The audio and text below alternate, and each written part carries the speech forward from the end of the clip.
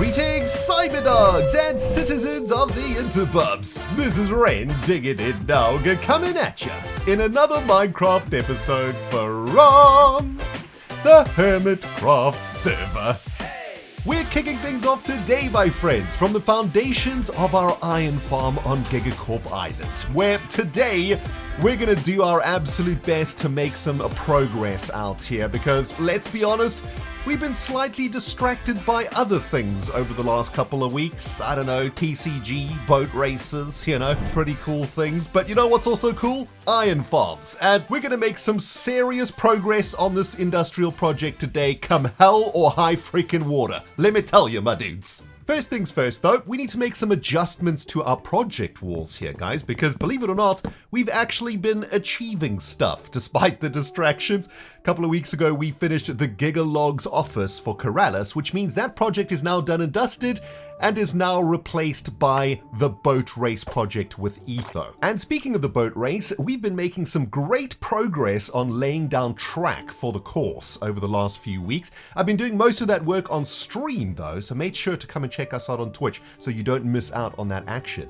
But yeah, this weekend we had a HermitCraft live stream weekend and we managed to get quite a lot of work done out there. And man, I can't wait to show you guys the bit of track that we've laid down. But we're gonna go to the boat race a bit later today, guys. Let's keep focused. Distractions are everywhere. Iron Golem Farm, that's what we're doing today. Now, despite the fact that we haven't spent that much time together on GIGACORP Island these last couple of weeks, guys, I've actually been slowly plugging away at small things here and there on the Iron Golem Farm.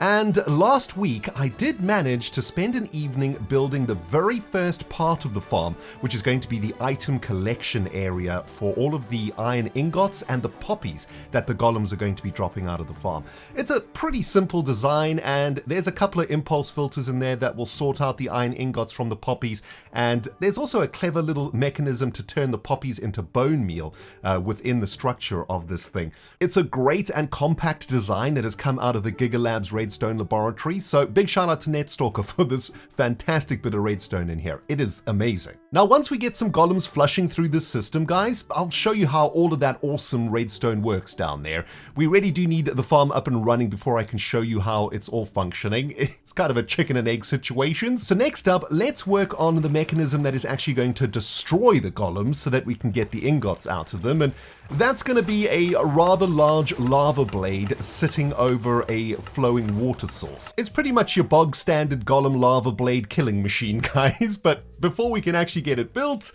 we got to get some lava, and well, there's only one place to get lava around these here parts, and that's from the nether. Shouldn't be too difficult though. The nether around here is reasonably friendly. We'll just swoop down to a little lava lake over here and suck up a couple of buckets. I mean, we don't need that many, right? We'll just take a couple extra if required. And I guess we just got to find our way back to the portal. Okay, didn't think this through. Should have left some markers. I have no idea where the portal is. Okay, there's the portal. This is going horribly wrong. You hate to see Rendog starting the day off with the derp, but here we are. I've got one more chance to redeem myself here.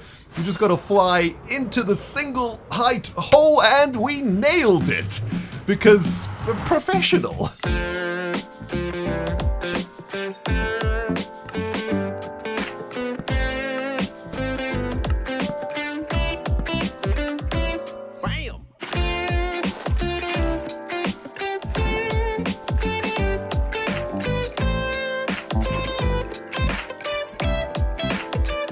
Sweet.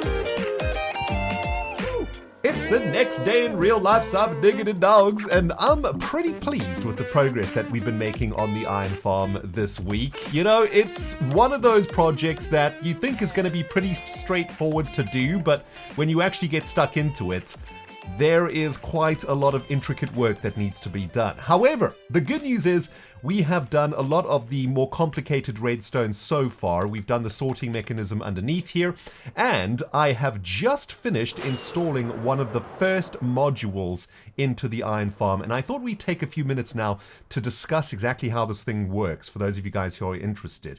Now, the cool thing about this design is that it is modular, and we can make it as tall as we want to increase the number of golems coming down, but there will come a point where we're generating so many golems we're just making excess ingots, and I'm looking forward to experimenting with that, trying to figure out exactly how many modules we need for maximum efficiency.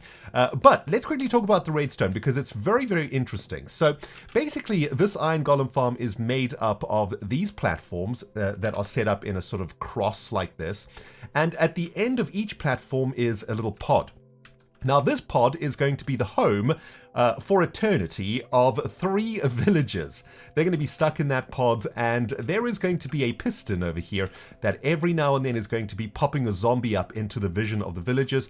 That's going to scare the villagers, and I think because there's some beds and a point of interest, and because of villager mechanics, they will spawn a golem on these platforms over here where the ice is. Now, there's going to be water flowing here that will flush the golems into the central column, and the golems will land in the lava there where they will die, and we'll collect the ingots. But this bit of redstone is what I want to try and get running today. Everything should be wired up and ready to go, and if I have done the redstone correctly, when we hit this lever over here, we will turn on all of the pistons. They're basically sitting on these loops, right? On these redstone loops that basically trigger that piston every 5 seconds or so, as you can see. And if we head over to this pod that I was just working on now, we can be the zombie, right? So we'll be the zombie in here, chilling. And yeah, if we get the Gigabug out here, you can see that I pop up, and when I come up, I scare the villagers, and the villagers spawn a golem because they get so frightened. I don't know if that's the exact reason why they spawn the villagers, but that's the reason I'm going with, because, you know, I don't know anything about redstone. But yeah, that looks like it's working quite nicely, guys. Excellent. And yeah, we can turn the farm on and off this way, right? If we, you know, if it's causing lag or we don't need it to be running anymore, we can just turn the zombie platforms off, and then the villagers will just chill inside of their pads. Now, the next big challenge for us, of course, is to try and get the villagers from up here down into their pods in the modules. And I haven't quite figured out exactly how we're going to do that just yet. Probably need to breed a few more villagers up here also, right? I think this is where we will keep the villagers flowing so that we can fill these pods. If it's going to be 3 villagers per module, that's going to be 12 villagers per level. And we'll probably have 3 or 4 levels. So that's quite a lot of villagers required. Of course, we still need to figure out how to get a zombie into the zombie zone over there. But that's a problem for tomorrow's Rendog. Problem for today's Rendog: let's get villagers into modules without killing them. So some of you guys might not know this, but there is an unwritten rule in the world of Minecraft content production. That unwritten rule says do not work with villagers on camera because they will make you look like an idiot. And well, I thought we would do a little bit of work with them on camera because I don't want to be the only one suffering today. You guys are going to suffer with me, and I'm going to try and herd the villagers with boats. I think this is going to be the best way to do this. I hate villagers so much, guys. They're such idiots. But yeah, there we go. Okay, we've isolated one of these Fulios. I'm thinking maybe the safest way to get him into his pod is with a boat and a platform. And maybe we just make him walk the plank, so to speak, or boat the plank, I guess. I mean, I haven't really thought of any other ways to do this other than this. He will definitely survive the fall in the boat, so at least it's health and safety compliant. The only trouble is lining up the fall with the actual module. That is the tricky bit. Is this it? Is that going to go straight into the module? It looks like it. I mean, I suppose we want to fall maybe off the edge here. Maybe give it another block like this. And that potentially looks like it's smack bang in the middle of the module. The only way to tell, of course, is to try it out, I guess. So I guess here goes nothing over the edge, and we just have to hope that we're going to hit the module. It's looking good. It's looking good. It looks like the momentum pushed us a little bit forward of the module. However, with some very gentle turning of the boat and some... Okay, we're stuck on something. We can't actually move forward. I think it might be this that's in the way. Maybe this also. No, that's not it. We're stuck on something, and I don't know what it is, and this is making me panic. Okay, there we go. We're good. We're good. We've dislodged ourselves, and into the module we go. We did it. Nice. The villager's in here, although now I'm suspecting he might be unsafe now that these things have been removed. So let me just add these back. Where's the other one? Oh, jeez. Okay, hold on. Here we go. We got to collect that one and fix what we break, and that should be it. There's just one more thing to do to break the boat and make sure that we don't hit the villager when we do so. So with F3 and B, we show the hitbox, and he's in his module. Hey, that actually wasn't as difficult as I thought it was going to be. Now we just got to do this for 2 more villagers, and if you would just get in the boat, please, sir. No, not all in the boat. I just need one in the boat. Hello, sir. Yes, hi. You want to get in the boat too? There's no more space. The boat is full. Golem, there's no more space in the boat. All the tickets are sold. This cruise is over. It's sold out, everybody. Jeez. I got 2 more boats in the inventory to do this, and we yoinked him. Very good. Look at his friends, man. He's like, ha, I got the cruise. Smell you later, foolios. Little does he know that he's about to be trapped in a chamber for eternity and be scared out of his mind every 2 seconds, you know? I mean, a villager's gonna derp like nobody's business. Oh my goodness. There we go. Boom. That's actually kind of fun, I must say. Can we reverse this sucker into the module? Beep, beep, beep, beep. Villager coming through. Villager coming through. Excuse me, Mr. Villager down there. You're gonna get squished. Okay, here we go. I think we're on the other villager. Okay, there we go. Excellent. Oh, man. Right, that's another villager in. This is getting a little bit more tricky each time, though, because now there's another villager that I might hit, and I don't really want to hit them. So that's the boat there. Okay, excellent. Nice. 2 villagers in, 1 to go. All right, which one of you foolios wants to go next? You look like you need to be trapped for eternity because you just eyeballed me something fierce. Sir, get in the boat, I thank you. And let us go over to the fear chamber of doom forever, where you shall now spend the rest of your miserable villager life. You know, don't look at me, villager. This is your nature, my friend. I'm just helping you live your best villager life. Oh, here comes another one. He's okay. All right, he stayed up there. Oh! Mistakes have been made. Well, at least we've got one ready to walk the plank already here, guys. We've just got to get him in the boat. And I think we want to go off the edge of this cliff really, really gently, right? I think with too much momentum, we miss the module completely. So there we go. And hopefully that's going to hit the spot. It hit the bed. We hit the bed. That one was perfect. Oh, that was perfect. It was so worth getting up early for this today, guys. That was awesome. I'm not sure why, but I'm feeling an immense sense of satisfaction right now, guys. That was amazing, man. I love redstone in Minecraft, especially the derpy kind of redstone. It's always such a good time, and very, very glad that I managed to do this morning. Fantastic. Next up in this project, I need to get villagers into each of the remaining modules. Well, I still need to build this one also. And I need to set up the golem streams. And most importantly, we need to figure out how we're going to get a zombie in here. In fact, a zombie in all 4 of these pods. And that's going to be interesting. We're going to have to build some sort of zombie spawning mechanism out here somewhere. But yeah, that's a problem for another day. And I tell you what, for the rest of this episode, we're going to take a break from all of this villager derpage, because I must be honest, I don't want to look at another villager for a while, if that's okay. Let's head out over to the boat race, because there's some work we need to do out there and some awesome stuff I need to show you. And next episode, we will crack on with the next part of this Iron Golem Farm, which is getting it zombificated. Oh, and before I forget, guys, I did want to show you some of the progress that I have been making out here on GIGACORP Island with regards to terraformification. Some of the more astute of you might have noticed that our Mushroom Island is slowly turning into a Moo Mud Island.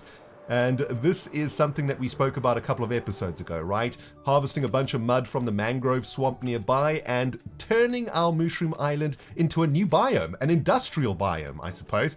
And I think it's starting to look really, really great out here. You know, the sort of oil slick texture of the mud block is just perfect for what we're doing out here. And I think it matches our industrial modules and factories really nicely. That looks so cool. And yeah, over the course of the next few months or so, I'm just going to be adding a few hundred blocks here every now and then, and hopefully within a couple months all of this area will be completely industrialized and the look of our island will have transformed completely. So yeah, just a bit of progress I wanted to keep you guys in the loop for. Looking pretty freaking sweet, if I do say so myself. Welcome back, everybody, to the boat race. And I've got to be honest with you right now, I am having a bit of trouble recording this segment because I've just realized this is the first time that you guys on YouTube have seen this progress out here. Most of this work, if not all of it, has been done during live streams over the last 3 weeks or so. And in fact, last weekend, we had a massive HermitCraft live stream weekend where a lot of this got completed. And there is a lot to see and a lot that has been done. And I'm struggling to figure out where to start. I suppose we can just start by racing straight into a wall, which is always a great way to start a boat race.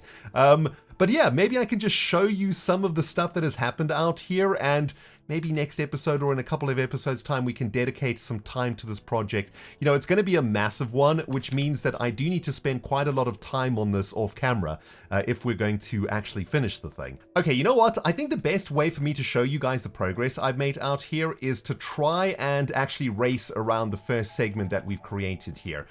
There is a ton of work for us to do, by the way. We're going to have to dig through this entire side of the mountain to continue the track over there to the starting line. We also need to start connecting up the bit that Ethos worked on. You can see that Ethos track goes all the way around here and into the distance there. That's awesome. But we need to start working on this section here. So there is a ton of work for us to do, and I'll try to do a bit more of that on camera with you guys here on YouTube in the next couple of episodes or so, because it is a very interesting project. But let's see if we can take some of these lines, and the first one's going to be the shortcut. It's called the bump cut. We can bump into this thing, and that should take us through this gap. Perfect. And then we can take the safe lane back into the course, which is great. Or we could have tried to take the second shortcut there, but that is a little bit on the tricky side. I tell you what, why don't we try take the second shortcut here using the safe lane line, which is going all the way around the back of that bend. And remember, a ton of races are going to be passing through here, right? Because the start line is there. There's not going to be a lot of accidents. And there's going to be a lot of collisions happening in this area. So we don't want to make it too difficult. But this is the safe lane with a stabilizer pad here and a booster track to get you back up to speed. And that takes you straight into that safe lane really nicely. So if you're not in the mood for risk and you want to try and take that corner nice and gently, there is a safe lane for you there too. Of course, there is a safe lane into a shortcut line that I think will probably be the most popular, because that's going to be a combination of safety and gaining speed. And I think this is the line that most racers would take. And I think that for this track, my plan is to not create like insane shortcuts, right? So this will be the safe lane into shortcut line. But I want to create shortcuts throughout the track that give racers incremental advantages. So I don't want the racers to get a massive advantage from a shortcut, because for many reasons that will suck. Number one, we're making YouTube videos. So in the videos, I want the hermits to see each other on the track, right? I don't want them to be split apart from one another too much. Also, that's not really exciting. And number two, I don't want whoever's in front to be so difficult to catch that it's almost impossible to catch up, right?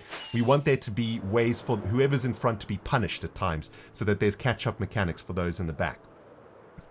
So yeah, anyway, that's just some of the ramblings that I have gone through my brain while working on this project out here. We've been doing this a lot on live stream, so, you know, if you are interested in following this project, come check me out on twitch.tv/RendogTV, and over the next couple of weeks or so, I'll probably start working on this section quite heavily. All right, friends, that's enough jibber jabber. Let's get down to some actual progress out here for the rest of the day, I think. Starting with cleaning up the very first major drift bend of the track.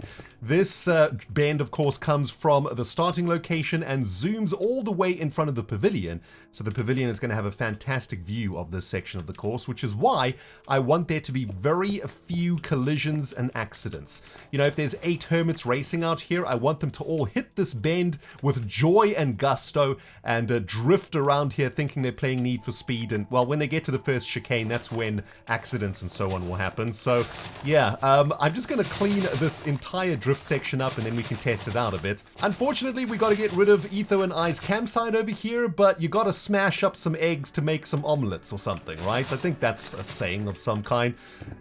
So yeah, let me get all of this fixed up and then we can do some drifting.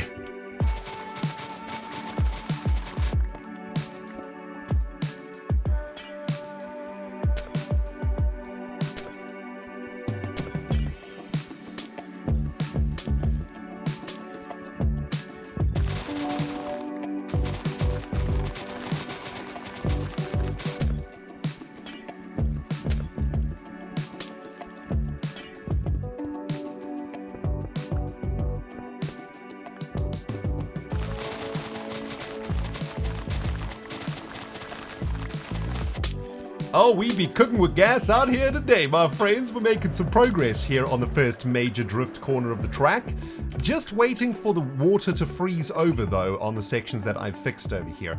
Of course, working out here in these frozen biomes makes this sort of work kind of easy to do. I mean, you can literally just break the ice to make water sources, and if you need to cover something with ice like this, you just need to make sure that it all turns into still water, and well, we can just do that by forcing some blocks here and there, and oh, there we go. It just did it automatically, right? You just need enough water flowing into itself, and those single water sources will get made automatically by the power of Minecraft. But yeah, I've still got a bit of freezing work to do out here, guys, and once it's done, I'll bring you all back for a juicy test run. Well, friends, I've got some good news and some bad news. The good news is our first major drift corner is pretty much done now, looking absolutely amazing, just waiting for this little patch to freeze over.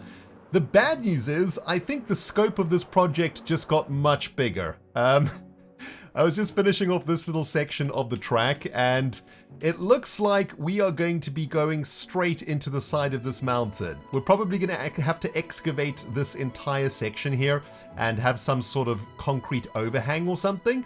Or maybe just have like a tunnel here or something. But yeah, all of this is going to have to get terraformed into a track.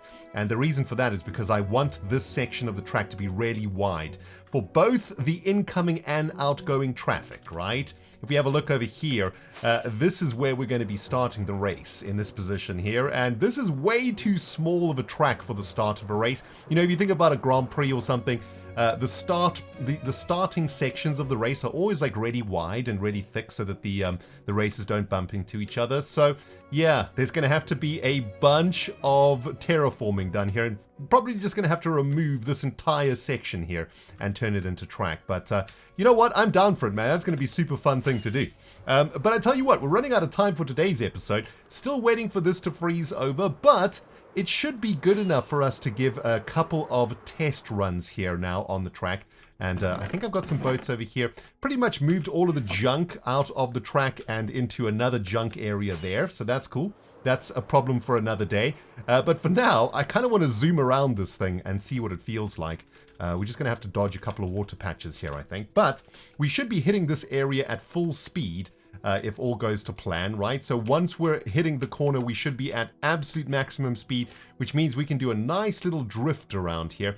Feels like we probably want to add some blue ice into that section to make it even faster. But if we want to go around the safe area, nice and simple, and with some decent control, we can get into the shortcut, round the bend, and hopefully would have taken a couple of places with that very, very spicy driving over there. I want to try one more time because even though the track isn't finished, it is still super fun to drift around in a boat in Minecraft.